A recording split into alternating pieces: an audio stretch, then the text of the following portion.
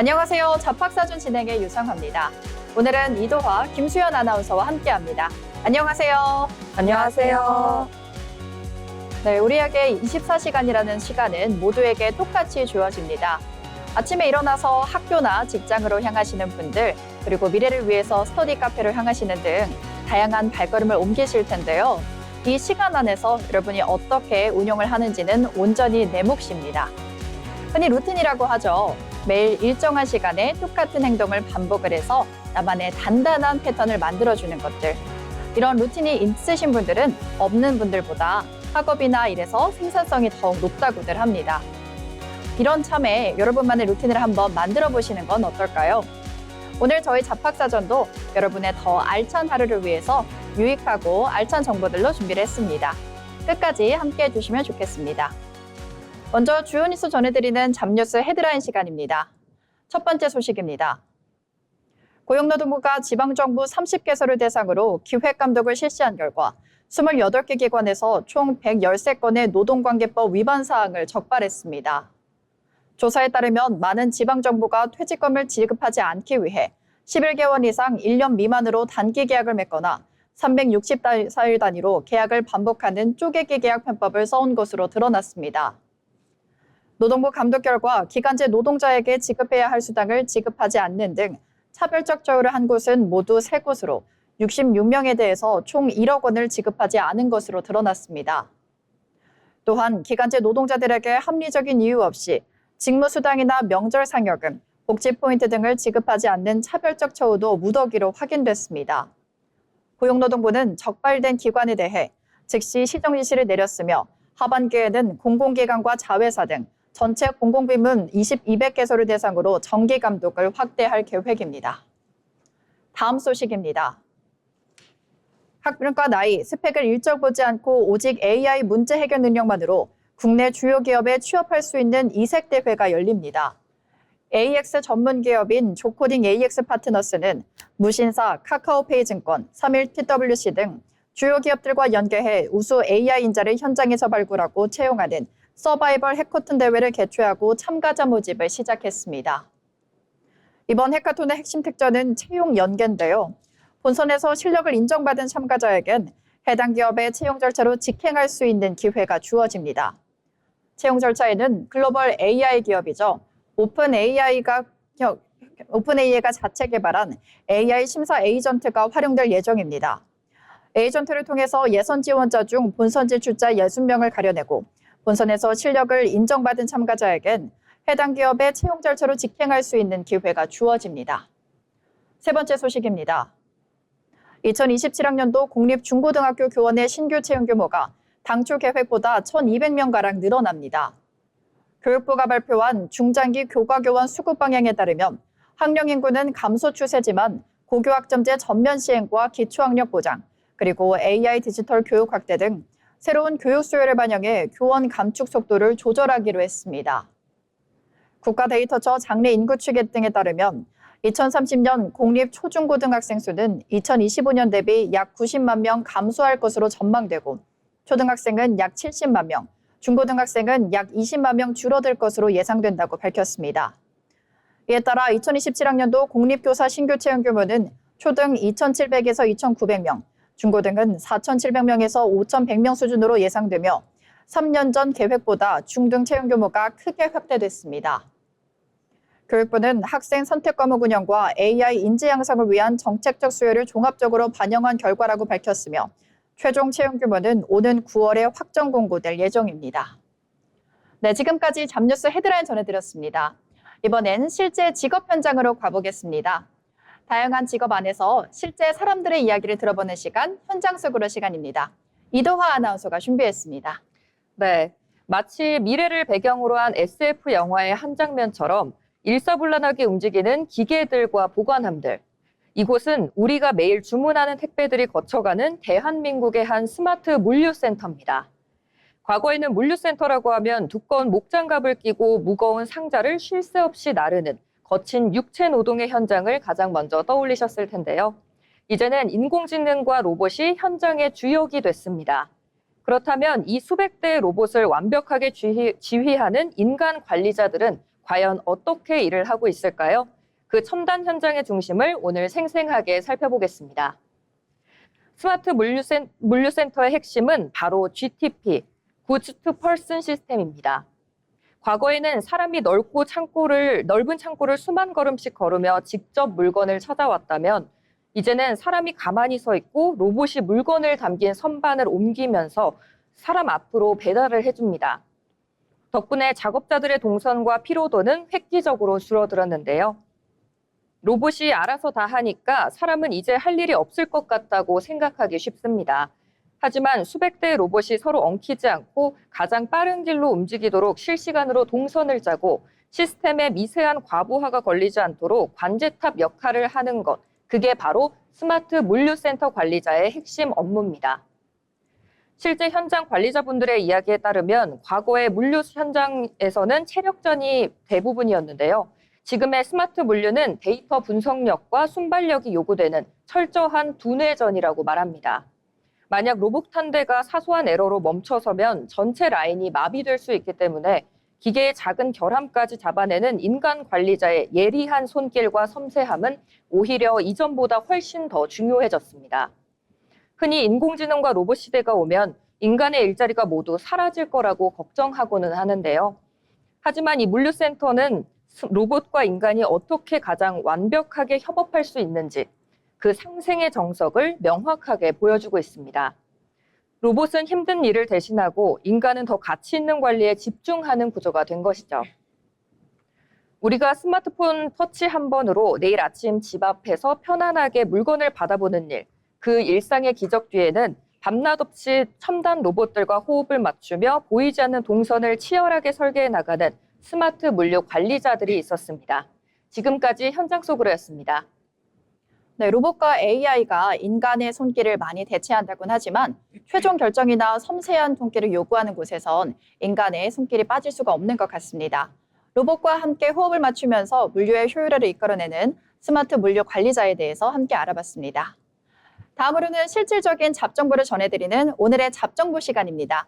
김수연 아나운서가 준비했습니다. 네, 취업 준비나 이직을 준비하다 보면 내일 배움 카드 같은 익숙한 제도들 많이 들어보셨을 겁니다. 하지만 남들도 다 아는 정보만으로는 나만의 차별점을 만들기 어려운 게 현실이죠. 특히 돈 들여 학원 다니기에는 부담스럽고 그렇다고 스펙을 포기할 수는 없는 분들을 위해 준비했습니다.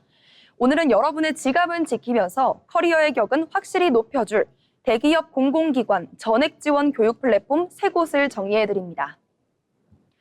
첫 번째는 바로 고용노동부와 대한상공회의소가 운영하는 K-뉴딜 아카데미입니다. 아마 일반적인 취업 사이트만 보시던 분들이라면 놓치기 쉬운 곳일 텐데요.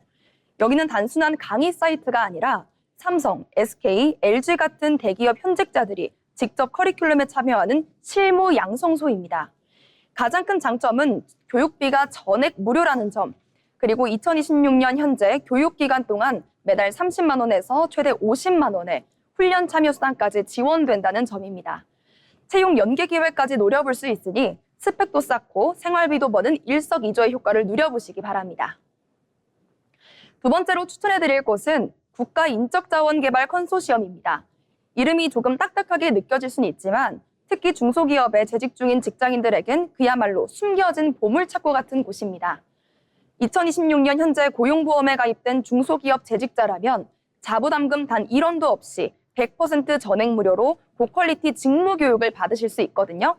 구글이나 SAP, 한국방송광고진흥공사 같은 내로라 하는 글로벌 기업과 기관들이 제공하는 마케팅, 개인정보 보호, AI 실무 강의들을 눈치 보지 말고 무료로 당당하게 이용해 보실 수 있습니다. 주말이나 퇴근 후 시간을 활용해 딴 수료증 한 장이 여러분의 몸값을 확실하게 올려줄 무기가 될 것입니다. 마지막은 기업들이 직접 인재를 키우기 위해 운영하는 기업주도형 직무훈련 프로그램입니다. 이제는 단순히 자격증 개수를 늘리는 시대가 아닙니다. 기업이 우리 회사 업무에 바로 투입할 수 있는 사람을 직접 찾아가는 시대죠. 네이버나 카카오 같은 IT 기업들이 자체 교육 채널을 통해 운영하는 이 프로그램들은 수료와 동시에 해당 기업의 채용 전형에서 우대받는 경우가 많다고 합니다. 기업 홈페이지에 채용 혹은 인재 양성 탭을 주기적으로 확인하는 것만으로도 남들보다 한 발 앞선 채용 정보를 얻게 될 것입니다. 대기업이 보증하는 K-뉴딜 아카데미, 재직자들의 든든한 지원군, 헌소시험, 그리고 내 커리어의 직행열차인 기업 맞춤형 훈련까지 뻔한 정보들 사이에서 찾은 이 세 가지 무기가 여러분의 커리어의 실질적인 힘이 되기를 바랍니다. 교육비 걱정은 나라와 기업에 맡기시고 여러분은 실력 키우는 데만 집중하시면 어떨까요? 지금까지 오늘의 잡정부였습니다. 네, 청년들의 고민이 경력직 채용 현상으로 점점 더 늘어가고 있는 지금 오늘 소개해드린 세 가지 기관이 꼭 필요한 곳이 아닐까 싶습니다. 비용도 아끼고 현직자들과 함께 직무 경험도 쌓을 수 있는 일석이조가 아닐까 싶습니다. 꼭 한번 활용해 보시면 좋겠습니다. 이 세상에는 우리가 알지 못하는 수많은 직업들이 존재합니다. 새롭게 떠오른 직업과 앞으로 주목받을 직업까지 직업의 세계 정가은 아나운서가 준비했습니다. 여러분은 하루 중 온전한 자연을 마주하는 시간 얼마나 되십니까? 답답한 빌딩 숲과 모니터 화면에 갇혀 지내다 보면 문득 푸른 숲의 맑은 공기와 싱그러운 풀내음이 그리워지곤 합니다. 실제로 현대인들이 겪는 스트레스와 번아웃의 가장 큰 원인 중 하나가 바로 자연 결핍이라고 하는데요. 이제 사람들은 단순히 주말에 나들이 가는 것을 넘어 내가 머무는 일상 공간 안으로 자연을 들여놓기 시작했습니다. 과거에는 공간에 식물을 배치하는 일을 단순히 화분 몇 개 놓는 인테리어 정도로 여겼습니다. 하지만 기후변화와 미세먼지가 일상이 된 지금 식물은 미적인 요소를 넘어 생존과 치유를 위한 필수 조건이 되고 있습니다. 오늘 직업의 세계에서 소개해드릴 직업은 바로 삭막한 도심 속 건축물에 살아 숨쉬는 생명을 불어넣는 직업, 그리너리 공간 디자이너입니다. 그리너리 공간 디자이너는 단순히 보기 좋은 식물을 공간에 배치하는 수준을 넘어 실내외 건축 공간의 환경을 분석하고 그곳에 가장 적합한 식물 생태계를 맞춤형으로 설계해주는 전문가입니다. 이들의 업무는 공간의 물리적 조건과 인간의 행동 패턴을 정밀하게 분석하는 것에서 출발하는데요. 예를 들어 햇볕이 전혀 들지 않는 지하 사무실에는 음지에서도 산소를 다량 배출하는 특수 정화 식물을 활용해 수직 정원을 구축합니다. 반대로 스트레스 지수가 높은 병원이나 상담 공간 같은 곳에서는요, 심리적 안정감을 주는 향과 색채를 지닌 식물들로 치유의 공간을 디자인하죠. 그리너리 공간 디자이너는 식물의 생태학적 특성이라는 이성적 지식 위에 공간을 이용하는 사람들의 동선과 감정을 고려하는 심미적 안목을 더하는 정밀한 작업까지 수행합니다. 건축과 자연, 그리고 인간을 하나로 연결하는 징검다리 같은 역할을 하는 셈입니다. 그렇다면 왜 지금 이 직업이 미래 유망 직종으로 부상하고 있는 걸까요? 첫 번째 이유는 도시 재생과 친환경 건축 트렌드의 확산입니다. 정부와 기업들이 탄소 배출을 줄이기 위해 전 세계적으로 그린 빌딩 인증 제도를 시행하고 있습니다. 이제 건물을 지을 때 식물을 활용한 공기 정화와 단열 시스템을 도입하는 것은 선택이 아닌 필수 조건이 되었고요. 이에 따라 전문가의 수요도 폭발적으로 늘고 있는 상황입니다. 두 번째는 공간의 가치 전환입니다. 온라인 활동이 늘어날수록 오프라인 공간은 머물고 싶고 치유받고 싶은 공간으로 여겨지는데요. 거대한 쇼핑몰 한가운데 들어선 식물원이나 대기업 사옥 내부에 조성된 거대한 숲은 이미 브랜딩의 핵심 요소가 되고 있습니다. 도심 속 가상현실이 정교해질수록 역설적으로 진짜 살아있는 자연을 만지고 숨쉬게 해주는 이들의 가치는 높아질 수밖에 없겠죠. 이 직업을 갖기 위해서는 원예학이나 조경학, 건축학 같은 지식은 물론이고 공간의 배치를 이해하는 디자인 능력까지 필요합니다. 하지만 가장 중요한 것은 생명을 귀하게 여기는 마음과 공간 속 인간의 삶을 깊이 있게 들여다보는 따뜻한 시선이겠죠. 기술이 아무리 발전해 완벽한 가상세계를 만들어도 살아있는 나뭇잎이 흔들리는 소리와 흙내음이 주는 인간 고유의 감동과 위안까지 대신할 수는 없습니다. 오히려 기술이 고도화될수록 인류는 본능적으로 자연을 더 갈구하기 마련인데요. 그리너리 공간 디자이너는 콘크리트라는 차가운 인공 구조물 사이에 생명의 푸르름을 심어 넣어 인간의 지친 일상을 어루만지고 삶의 질을 높여주는 가장 미래지향적인 치유가라고 할 수 있겠습니다.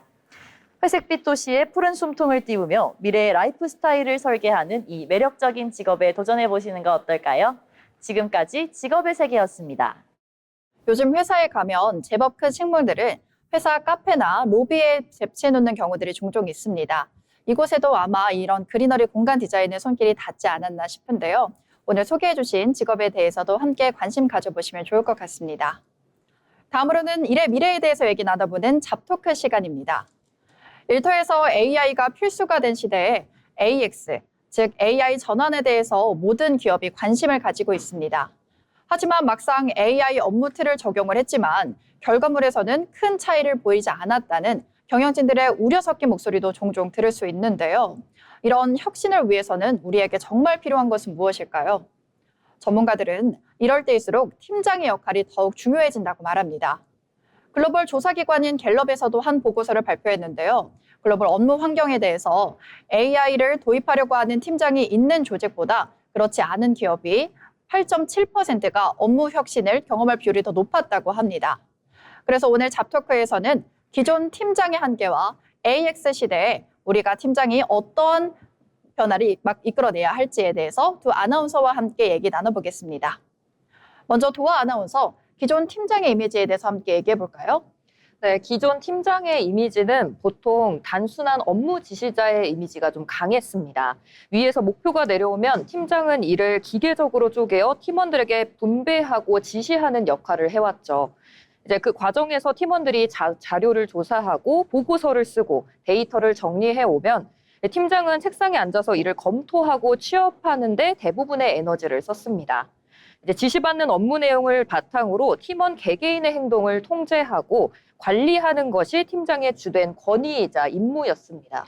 네, 맞습니다. 거기에 덧붙여 AI가 없거나 아주 제한적으로 활용되던 시절에 팀장 스스로도 AI를 업무에 조금 활용하는 사람 수준에 머물러도 큰 문제가 없었습니다.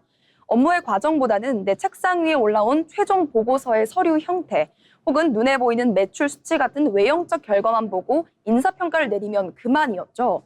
하지만 이러한 지시와 통제 중심의 리더십은 구성원들의 창의성을 제한한다는 고질적인 한계를 지니고 있다고 합니다. 네, 그래서 정보를 취합하고 업무를 배분하고 드러난 결과로만 평가하던 시대에는 이제는 기술이 교도화된 지금과 많이 달라졌다는 얘기를 해주시는 것 같은데요. 그러면 지금 AX 시대를 맞아서 팀장의 역할은 구체적으로 어떻게 제정이 돼야 할까요?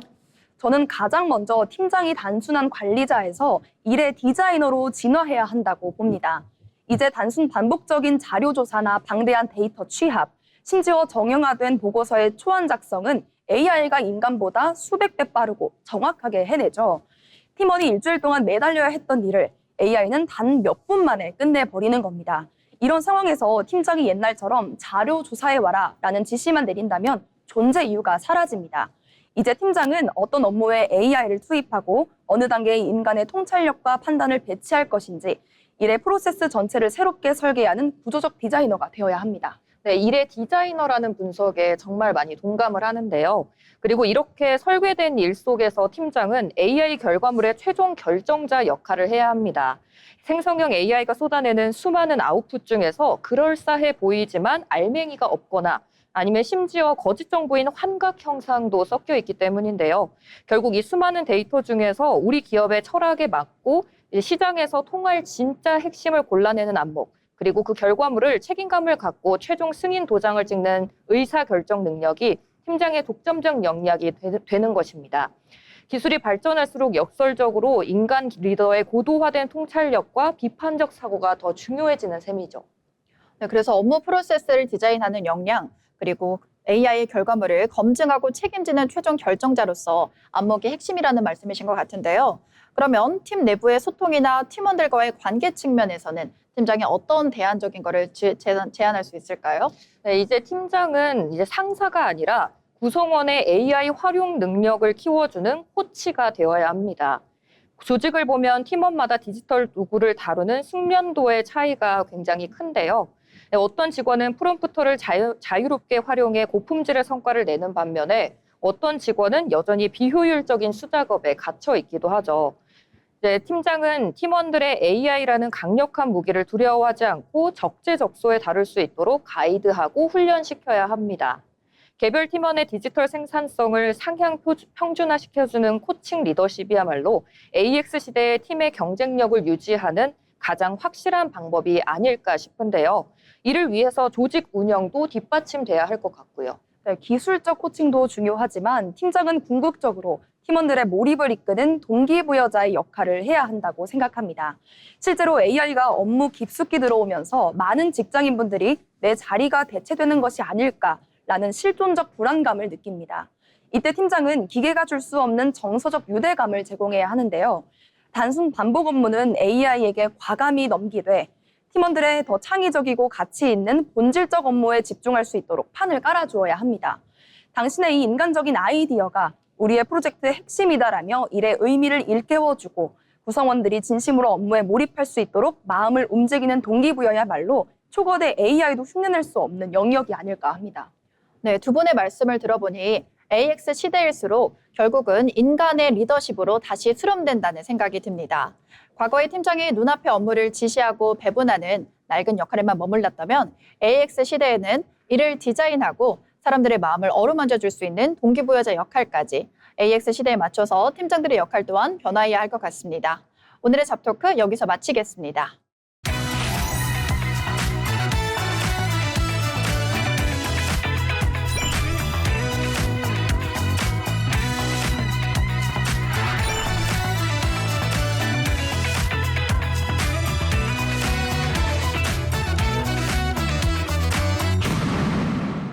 이렇게 사회가 빠르게 변하고 있지만 자신의 길을 묵묵히 걸어가는 사람들이 있습니다. 평범한 일상 속에서도 자신의 일에 대해서 스토리를 만들어가는 사람들, 자빈 스토리를 조승희 아나운서가 전해드립니다. 여러분은 남들이 부러워하는 전문직, 도심에서의 안정적인 커리어라고 하면 어떤 미래를 떠올리시나요? 탄탄한 직장 생활, 보장된 성공, 그리고 화려한 도시의 삶을 먼저 생각하실 텐데요. 그런데 오늘 소개할 주인공은 그 길을 걷던 중 뜻밖의 이정표를 만났습니다. 잘 나가던 7년차 지역 활성화 컨설턴트라는 명함을 내려놓고 오히려 연고도 없는 작은 시골 골목길로 향한 한 남자. 오늘 자빈 스토리의 주인공은 충주 관악골을 기적을 만든 세상상회 이상창 대표입니다. 인생의 큰 시련을 겪은 뒤 왜 가장 화려한 도심이 아닌 아무도 찾지 않는 오래된 시골 골목을 선택했는지 함께 만나보겠습니다. 이상창 대표는 원래 전국을 무대로 활동하던 베테랑 지역 활성화 컨설턴트였습니다. 지역 정부의 예산을 확보하고 지역을 살리는 굵직한 사업들을 성공시키며 커리어의 정점을 찍고 있었는데요. 하지만 예상치 못한 시련이 찾아왔습니다. 급성 백혈병이라는 큰 투병을 겪으며 인생의 방향을 완전히 다시 고민하게 된 것입니다. 치열했던 서울 생활을 정리하고 아내와 함께 요양을 위해 선택한 곳이 바로 충북 충주였습니다. 그는 낙담하기보다 그곳에서 자신이 가장 잘할 수 있는 일을 새로운 도전으로 시작하기로 결심했습니다. 그가 선택한 곳은 충주의 오래된 원도심, 일명 담배골목이라고 불리던 우범지대였습니다. 해가 지면 불빛 하나 없고 인적조차 끊기던 그곳에서 13년 동안 방치되어 허물어져 있던 일식 구옥을 매입했는데요. 주변에서는 모두 미쳤다며 누가 이런 골목까지 찾아오겠냐고 말렸지만 그의 눈에는 그 오래된 공간이 가진 가치가 보였습니다. 아내 세은 씨와 자신의 이름 상창에서 한 걸짝씩 따 세상상회라는 문을 열고 구옥의 본래 모습을 살린 독특한 공간을 직접 설계했습니다. 단순히 커피를 파는 카페가 아니라 지역의 청년 작가들이 작품을 전시하고 소통할 수 있는 문화를 심기 시작한 것입니다. 현재 이상찬 대표의 세상상회는 연가 5만 명 이상의 외지인이 찾아오는 충주의 대표 핫플레이스가 되었습니다. 그리고 그가 바꾼 건 가게 하나만이 아닙니다. 주변 골목의 회원들과 함께 보탬 플러스 협동조합을 꾸려 골목 장터인 담장마켓을 개최했는데요. 한번 열릴 때마다 전국에서 수천 명이 몰려드는 대박을 터뜨렸습니다. 어두웠던 담배골목에는 그를 보고 찾아온 젊은 창업가들의 가게가 이제는 20여 곳을 넘게 들어서며 골목 상권 전체가 황골탈태로 이루었습니다. 이 대표는 대기업식의 2호점, 3호점을 내며 몸집을 불리기보다는 지역 청년들의 고향을 떠나지 않고 머물 수 있는 따뜻한 둥지를 지켜내는 지금이 가장 행복하다고 말했습니다. 이상창 대표의 이야기는 우리에게 한 가지 중요한 질문을 던집니다. 성공이란 과연 나 혼자 더 많은 이익을 얻는 걸까요? 아니면 내가 가진 재능으로 주변을 따뜻하게 밝히는 것일까요? 단순한 매출 증대보다 골목의 생태계와 청년들의 상생을 먼저 바라본 기획자, 그리고 가장 소외되었던 시골 골목을 가장 활기찬 문화의 장으로 만들어내는 사람, 진정한 직업의 의미와 상생의 가치를 몸소 보여주고 있는 세상상회 이상창 대표의 행보를 자빈스토리가 응원하겠습니다. 지금까지 자빈스토리였습니다. 일명 죽은 공간이야라고 불리는 곳을 한 사람의 결심으로 다시 되살아나게 하고 사람들이 함께 모이면서 활기까지 더해진 이곳. 이것이 바로 상생의 힘이 아닐까 싶은데요. 세상상회의 이상창 대표에 대한 얘기 잘 들어봤습니다. 경제의 변화는 곧 일의 변화로도 이어지는데요. 이번 시간은 경제를 보는 일터입니다. 경제 흐름을 통해서 산업과 일터의 변화를 함께 알아보겠습니다. 이라윤 아나운서가 전해드립니다. 경제 흐름을 통해 우리 일터를 들여다보는 시간, 경제로 보는 일터입니다. 삼성과 SK, 현대차, LG, 대한민국 경제를 이끄는 4대 그룹에서 지난해 12,000개가 넘는 일자리가 줄어든 것으로 나타났습니다. 기업 실적은 회복되고 있지만 고용은 오히려 감소하는 고용 없는 성장이 현실화되고 있다는 분석입니다. 우리 일터엔 어떤 변화가 있는지 함께 살펴보시죠. 먼저 전체적인 고용 흐름부터 함께 살펴보겠습니다. 한국 CXO 연구소에 따르면 지난해 국내 102개 대기업 집단의 임직원 수는 약 192만 명으로 집계됐습니다. 표면적으로는 전년보다 8,000명가량 늘어났지만 이 숫자만 보고 고용이 늘었다고 보기에는 어렵습니다. 지난해 한화그룹이 아워홈을 계열사로 편입하면서 10,000명이 넘는 인력이 한꺼번에 포함됐기 때문인데요. 이를 제외하면 대기업 고용은 사실상 감소한 것으로 분석됩니다. 대기업의 신규 일자리 창출력이 예전 같지 않다는 말이죠. 특히 눈에 띄는 것은 4대 그룹의 변화입니다. 국내 대기업 고용이 약 40%를 차지하는 삼성과 SK, 현대차, LG의 직원 수는 지난해만 12,000명 넘게 감소하는 모습이었습니다. 구체적으로 보면 LG가 5,370명으로 가장 많이 줄었고요. 또 SK는 3,699명, 현대자동차는 2,375명, 삼성은 931명이 감소했습니다. 특히 삼성은 7년 동안 이어온 고용 증가세가 처음으로 멈췄습니다. 4대 그룹의 고용 감소는 단순히 기업 일부만의 문제가 아닌 거죠. 대기업 채용 규모가 줄어들면서 청년층이 선호하는 이 양질의 일자리도 함께 감소할 수밖에 없습니다. 그렇다면 기업들은 왜 채용을 줄이고 있는 걸까요? 가장 먼저 꼽히는 것이 AI 확산입니다. 최근 주요 기업들은 앞다퉈 AI 전환, 이른바 AX를 추진 중에 있습니다. AI를 활용해서 업무 효율을 높이고요, 또 생산성을 끌어올리는 데 집중하고 있습니다. 기업 입장에서는 같은 업무를 더 적은 인원으로 수행할 수 있기 때문에 과거처럼 대규모 채용에 나설 필요성이 계속해서 줄어들고 있습니다. 제조업 현장에서도 스마트 팩토리, 또 자동화 설비 도입이 확대되면서 인력 구조가 변화하고 있습니다. 산업 환경 변화도 빼놓을 수가 없는데요. 반도체를 제외한 디스플레이, 또 석유화학, 생활가전 같은 전통 주력 산업들은 중국 기업들의 거센 추격을 받고 있습니다. 기업들은 수익성을 지키기 위해 비용 절감에 나서고 있고 그 과정에서 고용 규모도 영향을 받을 수밖에 없습니다.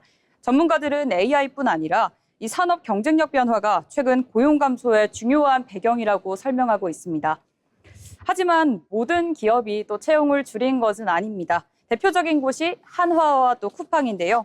한화그룹은 아워홈 편입 효과 등에 힘입어서 직원 수가 14,000명 넘게 증가하면서 고용 순위도 2단계나 업그레이드가 됐다고 합니다. 쿠팡도 최근 1년 동안 8,000명이 넘는 일자리를 새로 만들면서 전체 고용 규모가 10만 명을 돌파하기도 했습니다.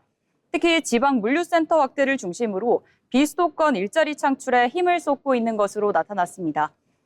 전문가들은 앞으로 AI 시대가 본격화되면서 이 기업의 성장과 또 고용 증가가 반드시 함께 움직이지 않을 거라는 가능성이 제기되고 있는데요. 기업의 성장 방식이 달라지고 있는 지금 또 우리 일터 역시 새로운 변화의 한가운데 서 있다고 합니다. 여러분 모두 우리 고용에 있어서 함께 힘냈으면 좋겠습니다. 지금까지 경제로 본 일터였습니다. 최근 중장년 취업보다 청년 취업이 더 문제라는 기사를 종종 보게 됩니다. 대기업마저 채용 인원을 줄이고 있는 시대에 개인은 어떤 경쟁력을 갖춰야 할지, 또 기업과 정부는 어떤 돌파구를 마련해야 할지 함께 머리를 맞댄 고민이 필요할 것 같습니다. 이번 시간은 데이터로 본 일터 자비슈 시간입니다. 통계와 데이터를 통해서 요즘 일터에서 변화하고 있는 모습을 함께 들여다보겠습니다. 먼저 이도화 아나운서 어떤 주제에 대해서 함께 얘기 나눠볼까요? 네, 혹시 두 분은 매일 출근해서 마주하는 내 책상이 온전히 내 공간이라고 느끼시나요? 최근 직장인들이 오직 이것을 지키기 위해 사비를 쓰고 있다는 흥미로운 통계가 나왔습니다. 혹시 무엇인지 감이 오시나요? 그래서 혹시 피로 회복을 위한 고가의 영양제나 거북목 방지 같은 모니터 받침대 아닐까요? 요즘 직장인들이 건강에 대해서 되게 관심 많잖아요. 아니면 근무 능률을 높여주는 스마트한 직무 꿀템이 아닐까 하는데요. 소음이 안 나는 무소음 키보드나 손목 보호용 마우스 같은 데 투자를 많이 하시더라고요. 네, 두 분이 말씀해 주신 것도 사비를 많이 쓰는 부분이 맞기는 하지만 아쉽게도 아닙니다. 요즘 직장인들이 내 돈을 들여서 꼭 사고 싶어 하는 것, 바로 상사나 동료의 시선을 완벽히 차단하는 사생활 보호 아이템입니다. 이른바 시선 차단 비용이라는 신조어까지 등장했다고 하는데요. 실제 설문조사에 따르면 직장인 10명 중 무려 7명이 사무실 공간에서 정서적 피로감을 느끼고 있다고 답했습니다. 즉, 공간이 주는 압박감이 70%나 달한다는 거죠. 시선 차단 비용이요. 그러고 보니 제 주변 신입사원들 자리만 봐도 되게 까맣게 뭐가 붙어 있더라고요. 그래서 저는 예전에 내가 보는 게 싫은가? 나 때문에 숨기는 건가? 라는 생각이 들었습니다. 네, 맞습니다. 심지어 독서실처럼 책상 양옆에 거대한 가림막 파티션을 사비로 설치하거나 소음을 막아주는 노이즈 캔슬링 이어폰을 온종일 끼고 일하는 분들도 많습니다. 직장인 커뮤니티에서는 이런 아이템들을 묶어서 사무실 방어막 세트라고 부르기도 하더라고요. 이게 다 내 업무 공간을 타인의 시선으로부터 독립시키려는 눈물겨운 지출인 셈이죠. 네, 하지만 이제 서운해하실 필요가 전혀 없는 게 데이터가 말하는 진짜 핵심은 직장인들이 일터에서 스트레스를 받는 가장 큰 요인이 업무량 때문이 아니라 누군가 내 행동이나 모니터를 관찰하고 있다고 느낄 때라는 점입니다. 조사 결과에 따르면 누군가 뒤를 지나갈 때 순간적으로 업무 화면을 숨기거나 딴짓을 멈추는 행동을 매일 반복하면서 느끼는 피로도가 상상 이상이라고 합니다. 상사가 지나가다가 악의 없이 툭 그냥 김대리 지금 무슨 파일 봐? 이런 식으로 말 한마디를 건넸을 때 직장인들에게는 감시와 간섭의 영역으로 다가온다는 거죠. 과도한 시선과 관심이 오히려 업무 몰입을 방해하고 심리적 압박을 준다는 얘기 같은데요. 데이터를 보니까 이 소비 트렌드가 유난을 떠는 게 아니라 나를 보호하기 위한 일종의 심리적 방어 기제였다는 생각이 듭니다. 네, 맞습니다. 누군가에게 상시 노출되어 있다는 느낌 자체가 업무 자율성을 떨어뜨린다는 연구 결과도 있더라고요. 사비까지 들여가며 물리적인 벽을 세우는 직장인들의 마음이 한편으로는 짠하기도 하고 적극적인 생존 방식 같아 보이기도 합니다. 네, 맞습니다. 실제로 한 조사 결과를 보면은 사무실 가림막을 설치한 후에 심리적인 안정감이 높아졌다고 또 업무 집중도가 30% 이상 향상됐다는 긍정적인 데이터도 확인이 됐는데요. 결국 물리적인 차단이 단절을 뜻하는 게 아니라 오히려 일에 더 잘 몰입할 수 있는 장치가 된 셈입니다. 과거의 일터가 상명하복과 끈끈한 공동체 문화를 중시했다면 지금의 노동시장은 개인의 공간과 심리적 안전거리를 무엇보다 최우선으로 두고 있습니다. 사비까지 들여 시선을 차단하는 직장인들의 마음을 단순히 조직에 섞이지 못하는 선긋기가 아니라 업무에 온전히 몰입하기 위한 건강한 거리두기로 바라보는 건 어떨까요? 네, 이렇게 이도화 아나운서가 첫 번째 주제에 대해서 얘기 나눠주셨고요. 네, 이어서 김수연 아나운서 어떤 주제로 얘기 나눠볼까요? 네, 여러분 최근 근태 데이터 분석을 보면 우리나라 직장인들의 평균 출근 시각이 전보다 2분 더 빨라진 아침 8시 42분이라고 합니다. 퇴근할 때까지 하루 평균 10시간 가까이를 회사에서 버텨내고 있는 셈이죠. 그런데 말입니다. 우리가 이렇게 온종일 회사 책상 앞에 앉아 있는데 과연 이 중에서 온전히 내 업무에 몰입하는 시간은 얼마나 될까요? 오늘은 직장인의 하루 근무 시간을 숫자로 정밀 타격해보는 시간 준비했습니다. 제가 정말 궁금했던 데이터였는데요. 솔직히 출근해서 메일 확인하고 메신저 답장하고 그리고 회의에 돌아가다 보면 어느새 시간은 오후를 가리키고 있습니다. 그러다 보면 앉아있는 시간은 긴데 정작 내 일을 챙기는 시간은 얼마 되지 않는 때를 발견하고 퇴근하거든요. 네, 날카로운 지적이십니다. 글로벌 생산성 연구소와 국내외 HR 트렌드 조사 결과를 보면 아주 흥미로운 통계가 나옵니다. 직장인이 하루 8시간 근무 중 잡무나 방해 요소 없이 온전히 업무에 고도로 몰입하는 시간은 평균 2시간 53분, 채 3시간이 되지 않는다고 합니다. 나머지 시간은 대부분 불필요한 회의나 수시로 울리는 메신저 알림, 그리고 단순 반복적인 행정 업무에 소모되고 있는 거죠. 3시간도 안 된다니 참 한편으로는 놀랍기도 하지만 저는 또 공감이 되기도 하는데요. 특히 메신저 공해가 정말 심각하잖아요. 아까 보낸 파일은 확인했어? 이런 메시지가 5분마다 올리면 하던 일이 맥이 뚝뚝 끊기곤 하는데요. 다시 집중하려면 또 시간이 한참 걸리더라고요. 맞아요. 특히나 툭하면 소집되는 회의도 한몫을 하는 것 같습니다. 직장인 대상 설문조사를 보면요. 절반이 넘는 56%의 직장인이 회의 중에 딴짓을 했다고 답변을 했습니다. 집중도 안 되고 결론도 없는 회의에 앉아있느라 정작 일할 시간을 뺏기고 있는 상황이 된 겁니다. 네, 정확합니다. 이 잃어버린 시간을 잡아내지를 못하니까 결국 일과 시간엔 잡무를 하다가 야근을 하게 되는 악순환이 반복되고는 하는 겁니다. 그렇다면 현실적으로 우리의 집중 데이터를 바꿀 수 있는 치트키는 없을까요? 도하 아나운서는 나만의 몰입, 그런 꿀팁이 있을까요? 저는 요즘 흔히들 말하시는 포모도로 기법을 많이 사용하는데요. 딱 25분 동안 휴대폰을 안 보고 타이머를 맞춰서 초집중한 다음에 5분은 무조건 쉬는 규칙을 말하죠. 억지로 오래 앉아있는 것보다 이 25분 몰입 데이터를 여러 번 쌓는 게 퇴근이 훨씬 더 빨라지더라고요. 좋은 방법인 것 같은데요. 최근 트렌드한 기업들 사이에서는 오전에 메신저나 회의를 전면 차단하고 자기 업무에만 몰입하는 디버크 태임제를 아예 공식 제도로 도입하는 곳들도 늘고 있습니다. 실제로 업무 효율을 높이는 데 효과가 있다는 데이터가 증명되면서 말이죠. 네, 결국 얼마나 오래 일터에 앉아있느냐의 시대는 가고 얼마나 압축적으로 몰입하느냐가 실력이 되는 시대가 됐습니다. 야근으로 채워진 무거운 8시간보다 단 3시간이라도 온전히 몰입하는 건강한 시간이 우리에게 더 필요하지 않을까 싶습니다. 네, 맞습니다. 오늘부터라도 몇 시간 동안 내가 하루에 핸드폰 메신저를 쳐다보는지 또 내 진짜 집중 시간은 얼마나 되는지 스스로 데이터를 체크해 보면서 칼퇴근의 실마리를 함께 찾았으면 좋겠네요. 네, 내일 아침 출근길에는 오늘 해야 할 가장 중요한 일, 딱 한 가지만 정해두고 타이머를 켜보시는 건 어떨까요? 그 30분의 집중이 여러분의 저녁이 있는 삶을 보장해 줄지도 모르겠습니다. 지금까지 데이터로 본 일터였습니다. 네, 개인의 공간이 점점 개인화되고 있고 그리고 생산성도 촘촘히 체크가 되는 시대인 만큼 오늘 이야기가 요즘의 트렌드를 더 잘 얘기해주고 있는 것 같습니다.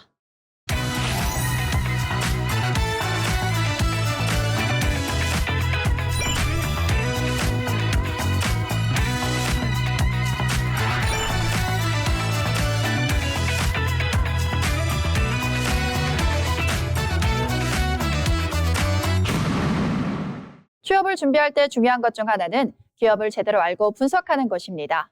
기업의 특징과 산업 트렌드를 알아보는 시간, 기업사전, 기업을 알고 잡자 전혜영 아나운서가 전해드립니다. 밥솥 하면 자연스럽게 떠오르는 이름이 있죠.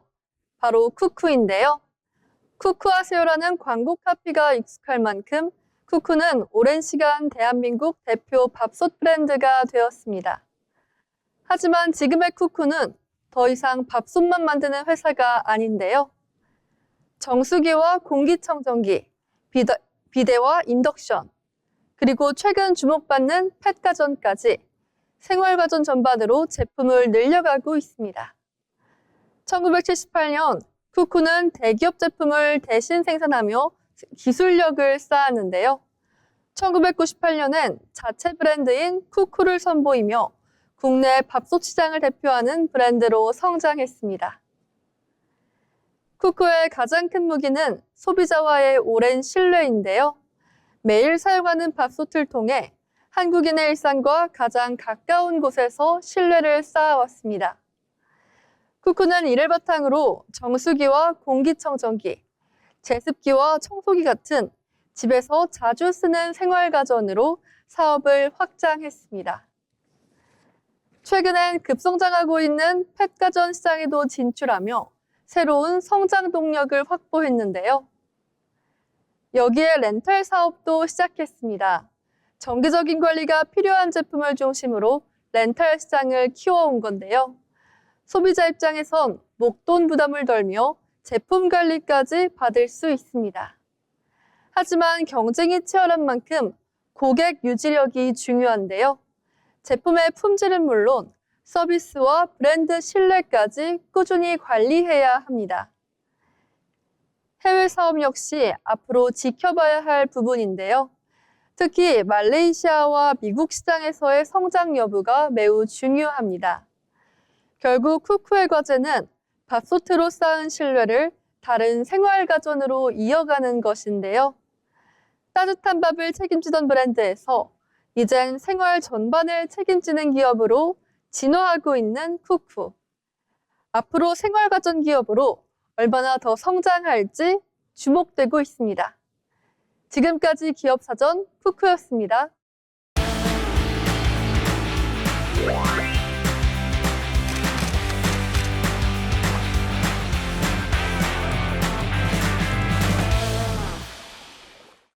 전국의 축제와 핫플레이스를 정리해드리는 시간 어디 갈까입니다. 무더운 여름이 시작되면서 시원한 계곡이나 휴양지 찾으시는 분들 많으실 텐데요. 맑은 물소리와 울창한 숲, 그리고 오랜 역사와 이야기를 품은 명승지가 바로 경남 거창에 있습니다. 바로 거창을 대표하는 관광명소 수승대입니다.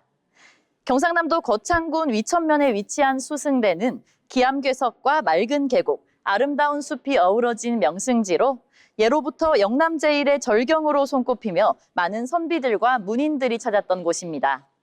수승대라는 이름에도 흥미로운 이야기가 담겨 있습니다. 과거 이곳은 신라와 백제의 경계 지역이었는데요. 백제 사신들이 신라로 떠나는 길목에서 아쉬운 마음으로 이별을 고했다고 해 처음에는 수송대, 즉 근심하며 보내는 곳이라는 이름이 붙여졌다고 합니다.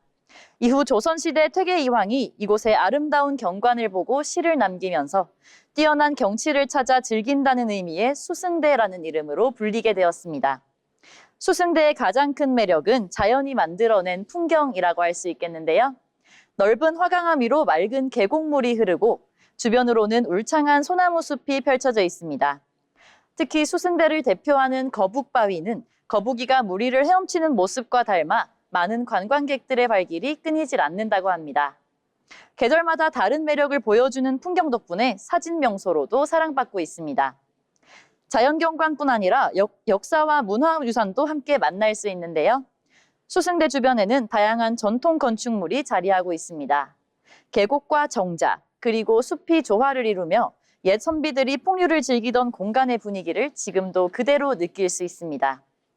최근에는 국가유산 기행 프로그램도 운영되며 수승대가 지닌 역사적 가치와 이야기를 더욱 쉽고 재미있게 만날 수 있도록 하고 있습니다.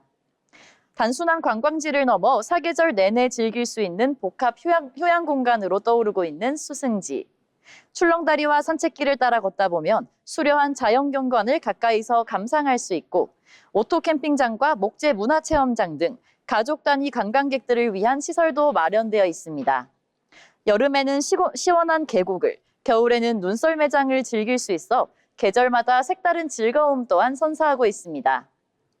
최근 거창군은 수승대를 자연과 치유가 공존하는 관광명소로 발전시키기 위해 관광지 재생 사업도 추진하고 있다고 하는데요. 치유 명상공간과 문화유산 콘텐츠, 사계절 축제 등을 더해 누구나 찾고 싶은 관광지로 새로 탈바꿈하고 있다고 합니다. 맑은 계곡과 울창한 숲, 그리고 오랜 세월의 이야기가 살아 숨쉬고 있는 곳. 이번 주말 거창 수승대에서 자연이 주는 여유와 힐링을 함께 즐겨보시는 건 어떨까요? 지금까지 어디 갈까 시간이었습니다. 초여름대회가 시작되는 요즘 시원한 숲과 물이 있는 곳에서 요즘 날씨와 딱인 것 같습니다. 가족, 친구, 연인과 함께 자연의 쉼표를 함께 만나보시는 건 어떨까요? 이제 마지막으로는 알아보면 쓸데있는 정보 알쓸정 시간입니다. 조승희 아나운서가 준비했습니다. 알아두면 쓸데있는 정보 알쓸정 시간입니다. 온라인 쇼핑을 하다 보면 단순 변심이나 개봉을 이유로 환불이 안 된다는 안내를 받아보신 적 있으실 것입니다. 그 순간 대부분은 그냥 포기하고 맙니다. 그런데 사실 법적으로 효력이 없는 경우가 많습니다. 오늘 알쓸정에서는 판매자가 환불이 안 된다고는 했지만 법적으로 당연히 돌려받을 수 있는 소비자 권리를 짚어드리겠습니다. 먼저 알아두셔야 할 개념이 하나 있습니다. 바로 청약철회권인데요. 전자상거래법에 따르면 온라인으로 구매한 상품은 수령한 날로부터 7일 이내 이유를 불문하고 환불을 요청할 수 있습니다. 단순 변심이어도 됩니다. 그리고 판매자가 사전에 환불 불가라고 공지했다고 해도 소비자에게 불리한 약관은 효력이 없다고 법에 명시되어 있습니다. 쇼핑몰이 환불 불가라고 적어놨다고 해서 실제로 환불이 안 되는 건 아닙니다. 그렇다면 개봉하면 환불이 안 되는 경우는 어떨까요? 확인을 위해 개봉이 불가피한 제품의 경우 개봉했다는 이유만으로 환불을 거부할 수 없습니다. 의류나 신발을 직접 확인해봐야 상태를 알 수 있는 상품입니다. 포장을 열었다는 이유만으로 환불을 거절하는 것은 부당한 거부에 해당하는데요. 단 실제로 착용해 상품 가치가 현저히 떨어졌다면 그건 다른 문제입니다. 개봉 자체가 아니라 상품 상태가 기준인 것입니다. 7일이 지났다면 방법이 없을까요? 꼭 그렇지는 않습니다. 상품이 사진이나 설명과 다르게 도착한 경우라면 이야기가 달라집니다. 수령일로부터 최대 3개월 이내까지 환불이나 교환을 요구할 수 있고 반품 배송비도 판매자가 부담해야 합니다. 상품을 받은 즉시 포장 상태와 실물 사진을 찍어두는 습관이 분쟁이 생겼을 때 가장 확실한 근거가 됩니다. 그렇다면 환불이 실제로 안 되는 경우는 언제일까요?